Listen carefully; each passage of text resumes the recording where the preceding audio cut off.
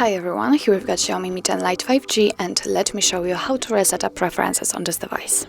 So first of all, let's open the settings, and here we have to find apps. Let's tap on it. Now let's tap on the second position, manage apps, and here we've got the three dots icon in the right upper corner, so let's tap. Here we've got the reset up preferences, so let's enter, and as you can see, your device now is telling you that it will reset all preferences for disabled apps, disabled app notifications, default apps, and background data restrictions for apps. No worries, you won't lose any app data, so if you are ready, tap on reset apps. And actually, that's all.